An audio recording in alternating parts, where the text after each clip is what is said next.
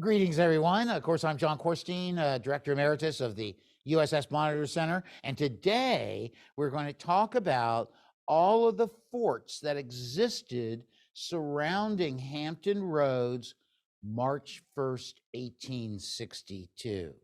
And this is very important because two of those forts actually will play minor roles in the history of ironclads in Hampton Roads, at least March through May of 1862. Now, this is, of course, Fort Monroe, the largest moat-encircled fortification in North America, believe it or not. Believe it or not, the miles are 1.3 miles along the walls inside the moat. So this is a tremendous fortification and probably is a symbol of so many things in American history.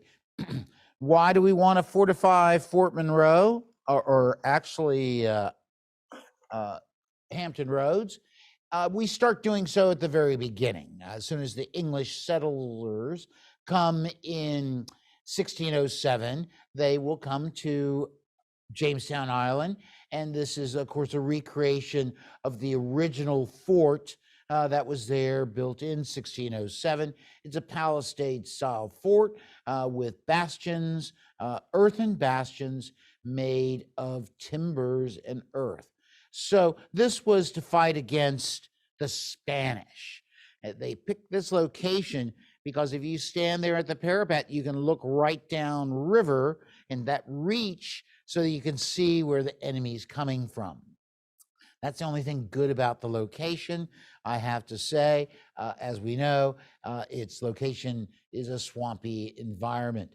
So basically, this will be the first fort in Hampton Roads. Now, as we're looking, this is, of course, Hampton Roads. Hampton Roads is the largest moat-encircled, the largest natural harbor in the world. And of course, the light blue area is where ships can travel.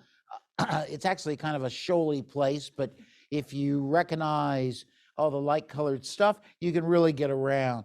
And this is at the time of the Civil War. Basically, things are changed in today's viewshed of Hampton Roads. But being the largest natural harbor in the world, this becomes a very important place to defend, because this is where the English colonies happen to be. And they're very worried about the Spanish. The Spanish call Jamestown a nest of pirates because the man that comes in and founds Jamestown, the man in command of the three ships and the expedition, is Christopher Newport, who's a very noted pirate. Now, actually, they start to expand the colony, and the second fort that's going to be built in Hampton Roads is going to be right there at Old Point Comfort. It is going to be built in 1609 by Captain Davis, and he actually will build what is known as Fort Algernon, named for William Percy, the first Lord Algernon. And he was the treasurer of the Virginia Company of London that year. So, we want to name the guy with our fort for the guy with the money.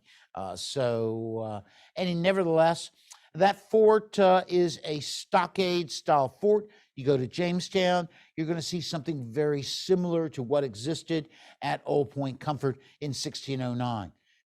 It burned in 1611. Now, why do we have this fort there will be the big question. Number one, to watch out for the Spaniards.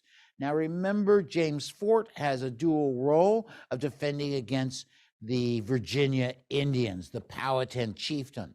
Nevertheless, this is really all about the Spanish and also about pirates and also about collecting duties, custom duties, or they call them castle duties.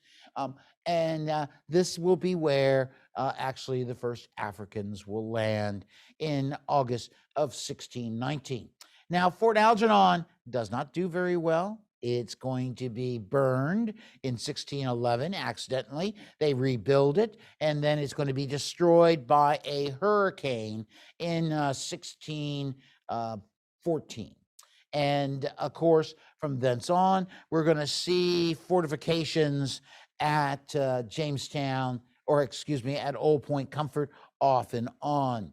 I'm going to go into a little more detail about it in due course. But right now, we're in the 17th century. The other fort that's going to exist in the 17th century, this is an 1862 view of the Gloucester Point Water Battery.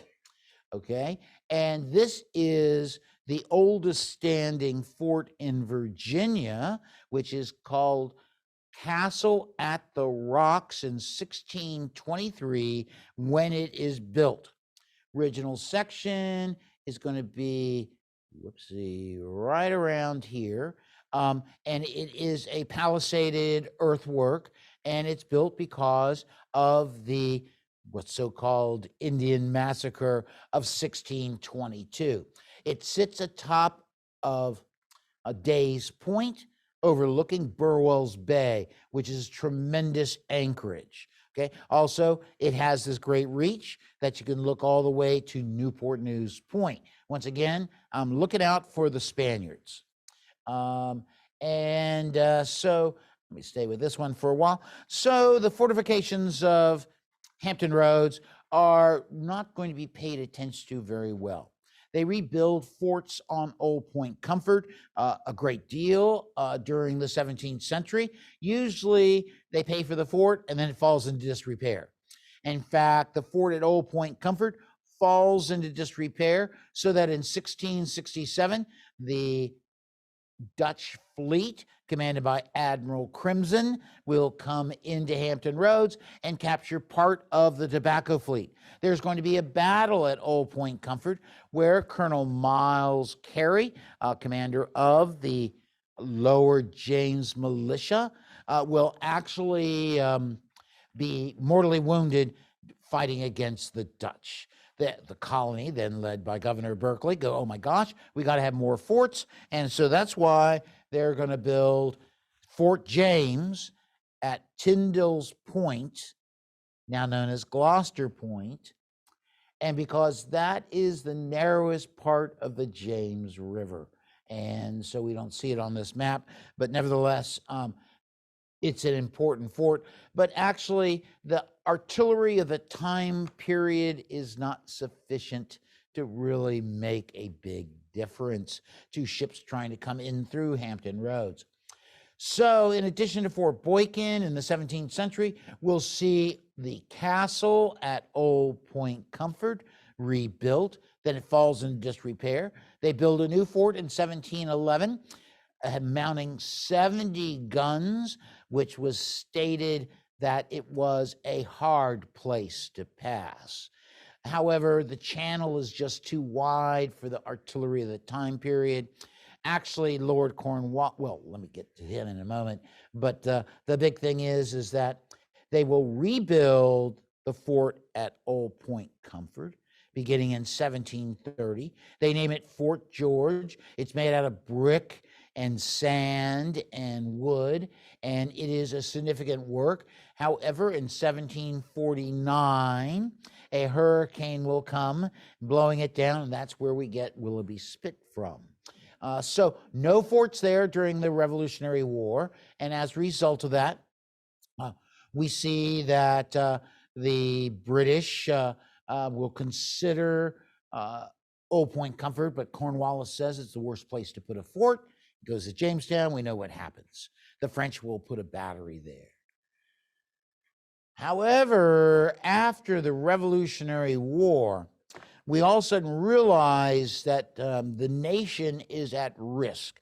It is at risk because of the European politics, particularly the European politics between Great Britain and France. And so in 1794, we will pass an act for the establishment of the U.S. Navy. That's when we start building those 6 fast frigates, and we start to fortify major ports up and down the coast. At this time, the most important port in Virginia is going to be Norfolk. And so the first fort they're going to build is a companion fort to this one, which is built on what is now known as Hospital Point. It's right where the Portsmouth Naval Hospital is located. It's called Fort Nelson, named in honor of Major General Thomas Nelson, Jr., Governor of Virginia, commander of the Virginia Militia. So basically, that fort had already been built in 1776, destroyed by the British in 1779. So we start to rebuild it. And Fort Norfolk, Major Rivaldi is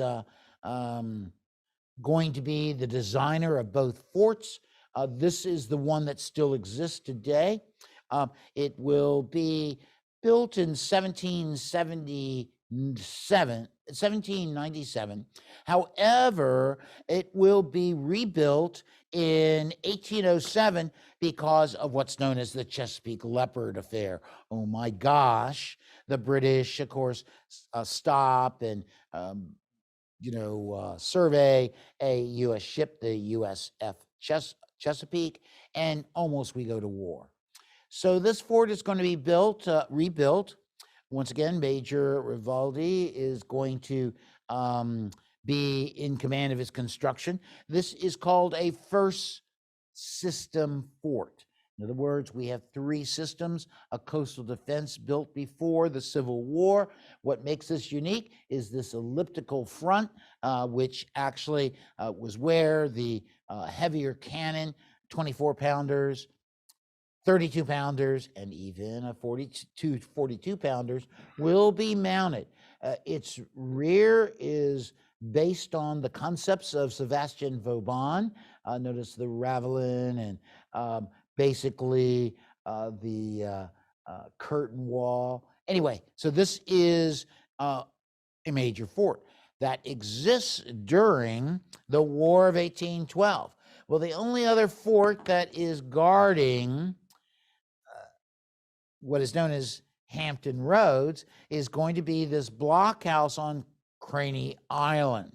When the British come during the War of 1812, they're going to cause nothing but trouble. They actually will try to capture Norfolk. They're going to be defeated on 23 June 1813 during the Battle of Craney Island. This blockhouse exists, designed by Major James Armistead, and brother to William Armistead of the Fort McHenry fame. And so they also build earthworks, which stop the British. They don't reconnoiter very well. And so this blockhouse is to defend, basically, this is a view of Gosport Navy Yard. And the Navy Yard had been constructed in late 1790s. It will be it is the major Navy Yard of the United States during the War of 1812. The British want to capture it. They can't. And as a result of that, they go and burn Hampton. They also go up and burn Washington. Our state of defenses are so poor that what are we going to do? We don't like the burning of Washington, so we will hire this person, Brigadier General Simon Bernard, who is going to design the 3rd system of coastal fortifications. And these are going to be based on the French model in a major way. He is actually the designer of Fort Monroe, named for, of course, James Monroe, President of the United States. This is how the fort's going to look in 1862. I think it's even dated there. But what makes this interesting is that, number one, it's on a land spit, which Captain John Smith called an isle fit for a castle. Notice the water battery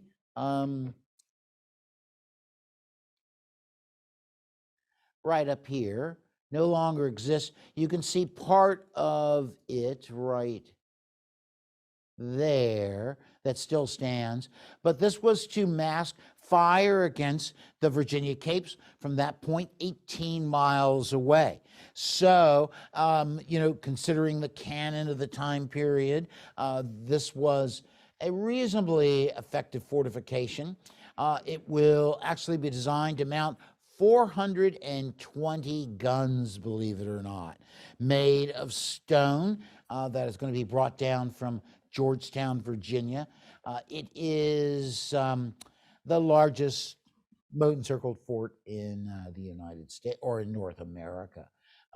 Now, the guns of Fort Monroe at first are not sufficient to close the harbor. So as a result of that, they are going to build a companion fort on the Rip Rap Shoals, known originally as Castle Calhoun. This section right up here is the original. And actually, if you're in a boat, you're passing by, the dark gray sections are going to be the original part of Fort Wool. It is started in 1824. However, by 1858, it is only partially finished through the efforts of an engineer, one of the earliest West Point graduates,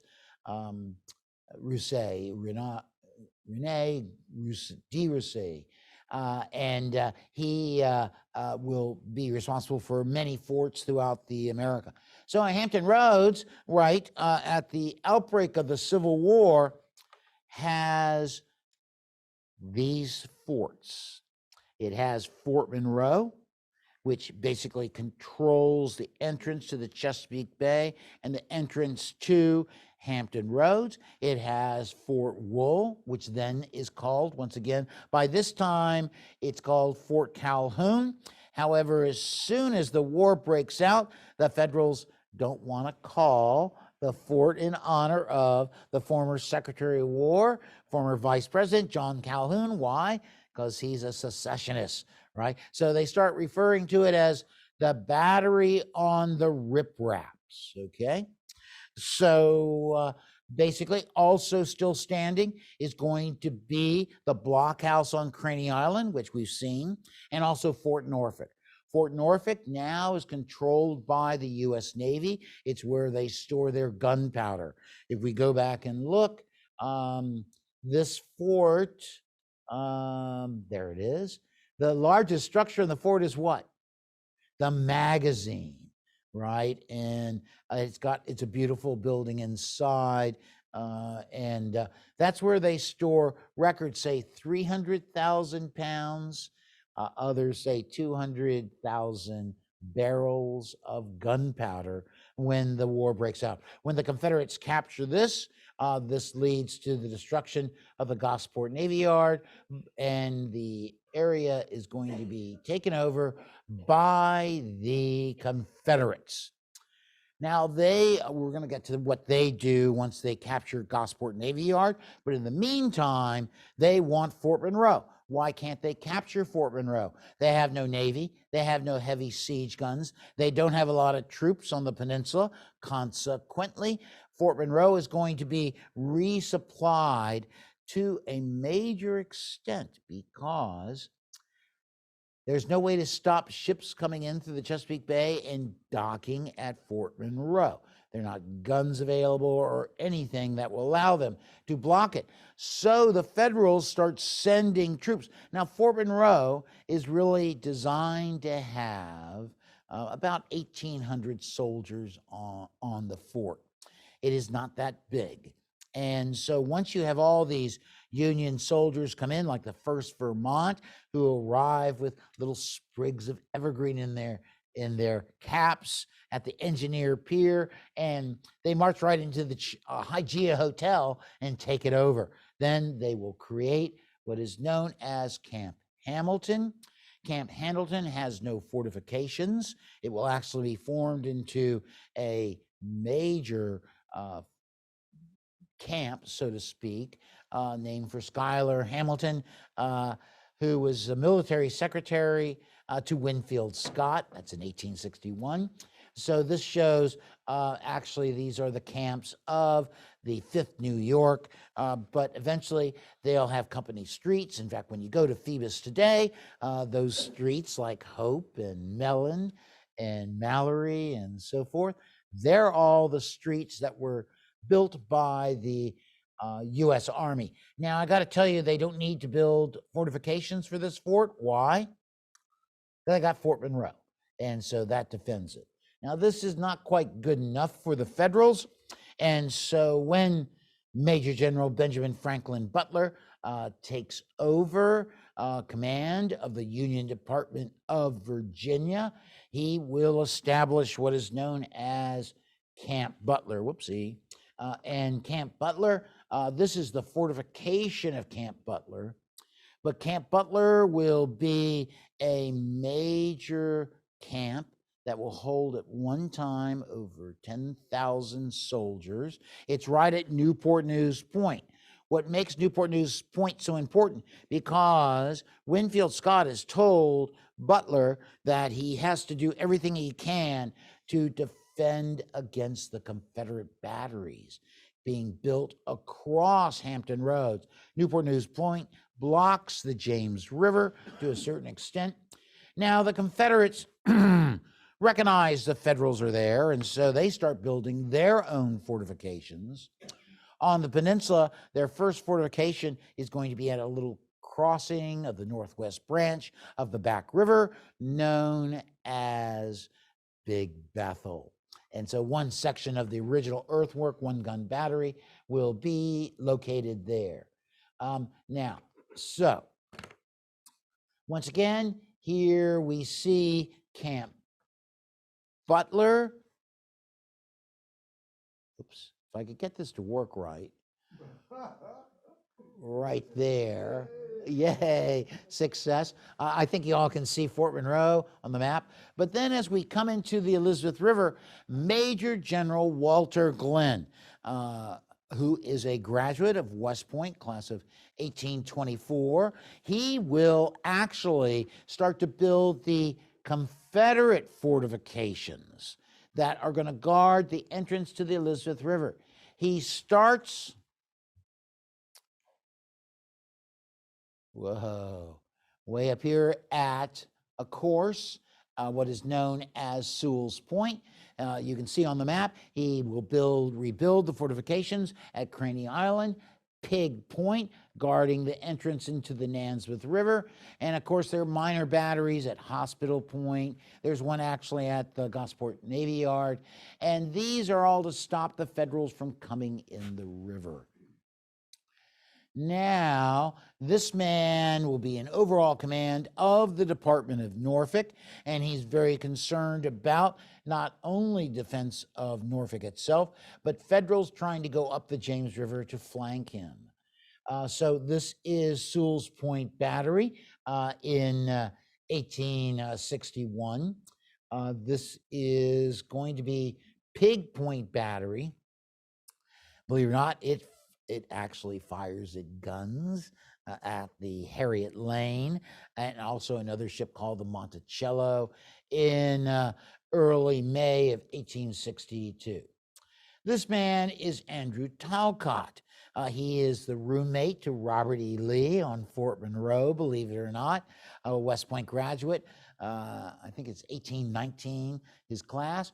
He will actually build Fort Monroe, one of the engineers in charge of it. But when the war breaks out, now he and Walter Glenn had quit the Army, become railroad engineers, right? And so the war breaks out, Talcott comes back in, and he will design several forts. This is Fort Huger. Now, we saw Benjamin Huger. It looks like Hugger, but actually it's Huger. Now, you know, let's understand pronunciations change.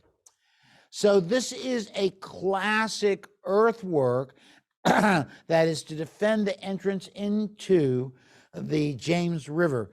It's a companion fort to what is known as Fort Boykin, which is going to be rebuilt during the Civil War. This is armed with 9-inch Dahlgrens as well as rifled 32-pounders. It actually has a hot shot furnace, but this fort is designed to fight against what? Wooden ships. And so eventually it will be destroyed by the Federals. The hot shot furnace, once again, has to fight against wooden warships. Right there, you see the Monitor and the Galena bombarding the fort, along with the Port Royal and the Aroostook.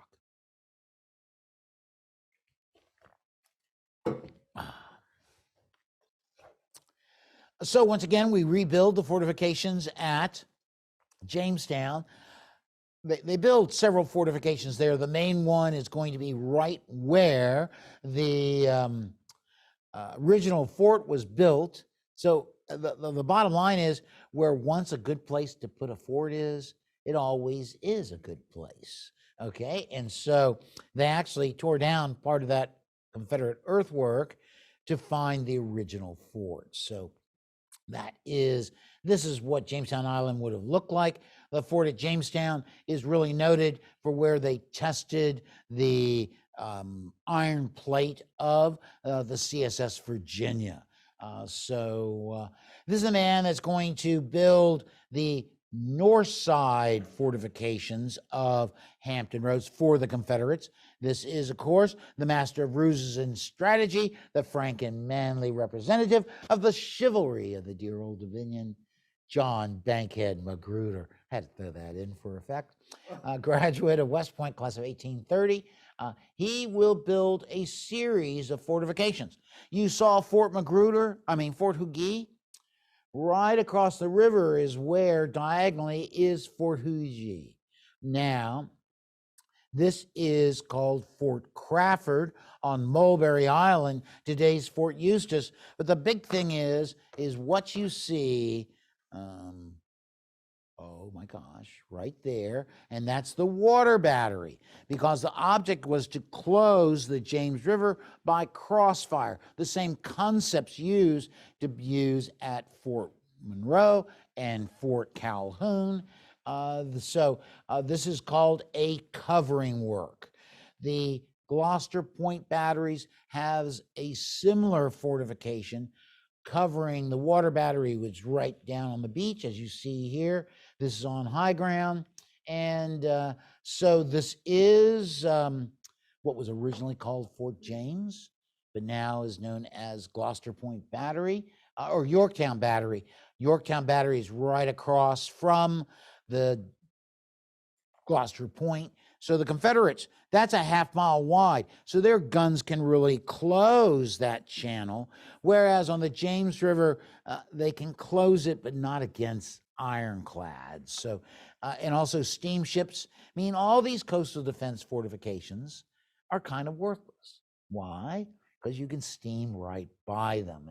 And so this is brick down there. And that's the part of what we believe to be the original Fort James, 1667. Magruder will build 3 defensive lines across the peninsula. The main one is the Warwick River line that's anchored by Mulberry Point Water Battery, Fort Crawford, and Yorktown and Gloucester Point. Then he has a 3rd defensive line known as Fort Magruder. These defenses will be very effective.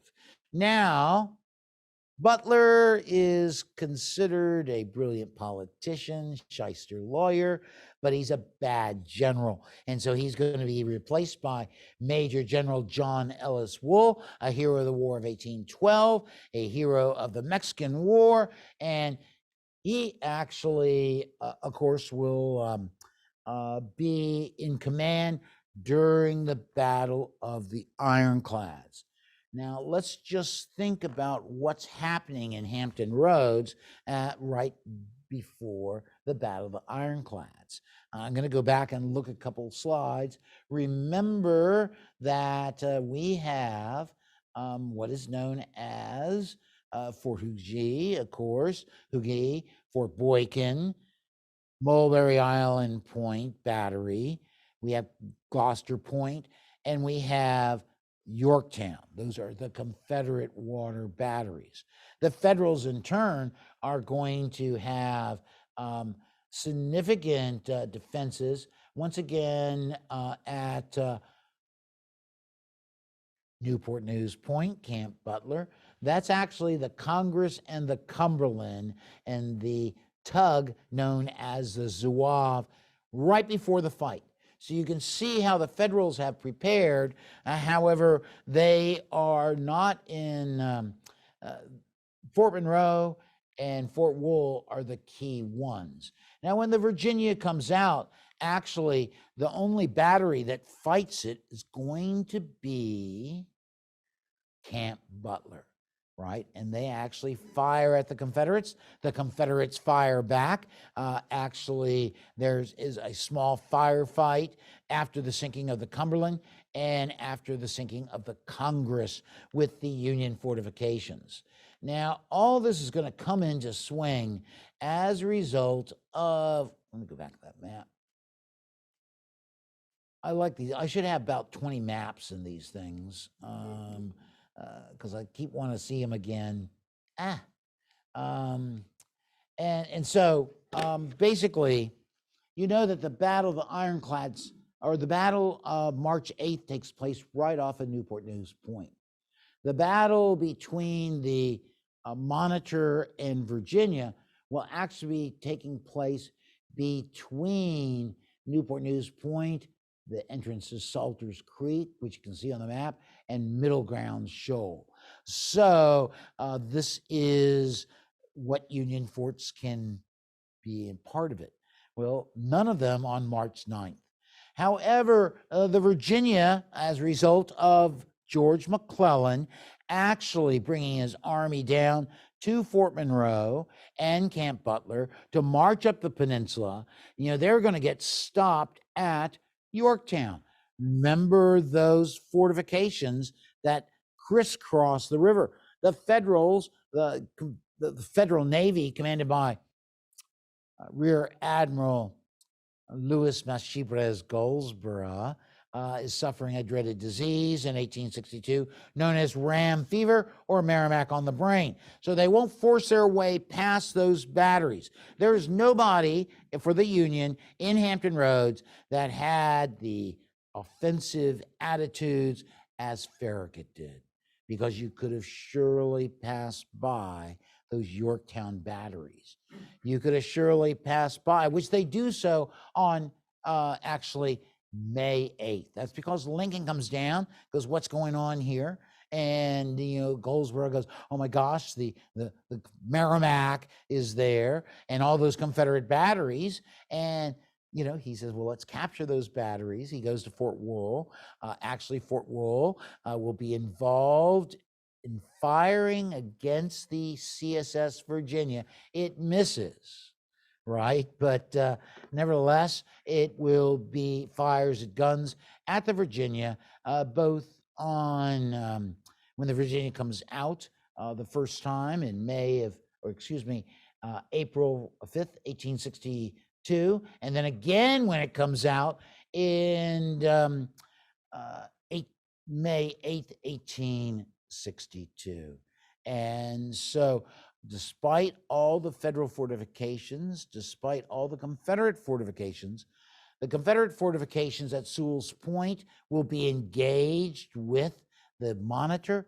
However, the Monitor will retreat on May 8th when the Virginia comes out. However, the Virginia now gets trapped because the part of the Union fleet will go into the James River, led by the Galena, and they will silence the batteries at Fort Boykin and Fort Boykin first. Later, they'll go and silence the battery at Fort Huger. But the bottom line is that all these fortifications, just remember, every morning between May of 61 and May of 1862, when you wake up at Fort Monroe, you look across the harbor, what do you see?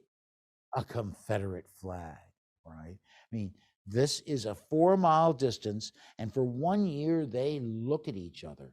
Neither side can find an advantage.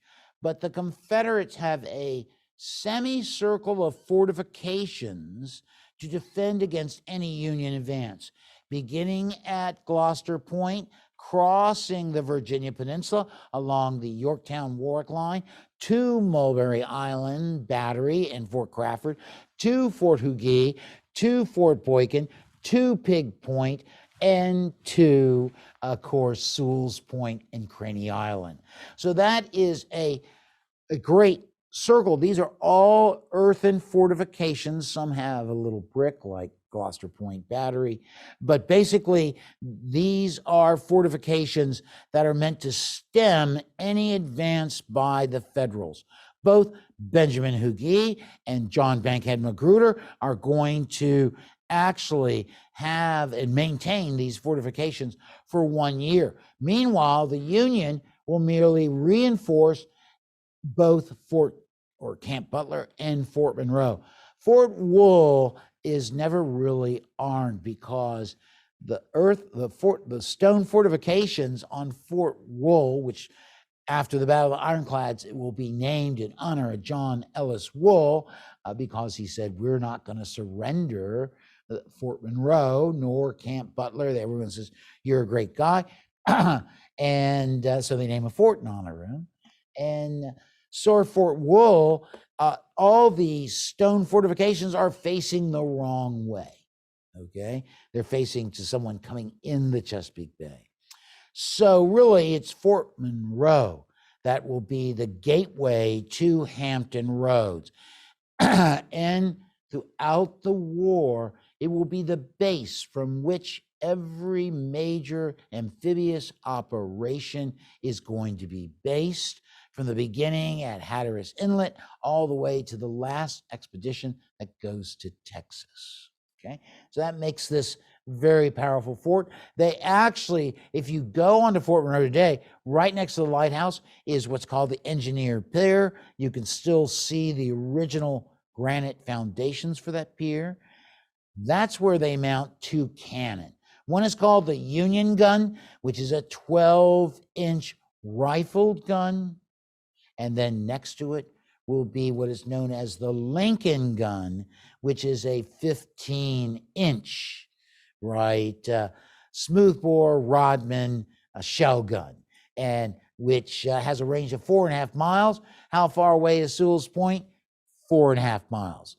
They never really bombard Fort the Sewell's Point batteries. But the bottom line is we're in a defensive posture.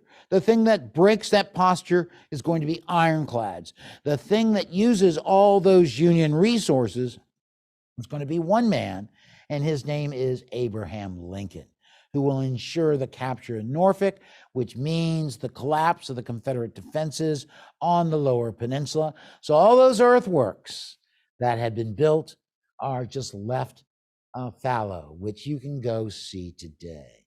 When you stand on the main parapet at Fort Monroe, you can look out and see where the Battle of the Ironclads occurred.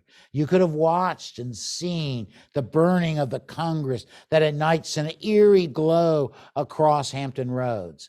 You can also see how the Virginia could have never come out of Hampton Roads because it would have had to pass by those heavy guns of Fort Monroe. Could those guns have damaged the Virginia? Well, what we do know is that a 15-inch gun, i.e. the Lincoln gun, could break a casemate of a Confederate ironclad, as proven by the CSS Tennessee and the CSS Atlanta. So it is really a major aspect of the Civil War. This is a major point of honor. This is where many people's eyes are focused throughout the war, because it is here that is a gateway to Richmond. It is where some of the major Confederate industries are located. It is also where the Union have a base and a harbor that they can use to organize all these major expeditions. So on May 1st, 1862, Hampton Roads is an armed camp. George McClellan knows this. That's why he's bringing his army down to use Fort Monroe, Camp Butler, as a base to move up the peninsula against Richmond. But he stopped. Why? Because of all those Confederate fortifications and the CSS Virginia. So when we think of the Battle of the Ironclads, we have to realize it is not just an isolated place where this battle happens. It is because there are two armed camps looking each other, plotting against each other for an entire year. And it takes new technology that is brought out in ironclads that changes the way we build fortifications, and it changes the very course of the American Civil War. Thank you.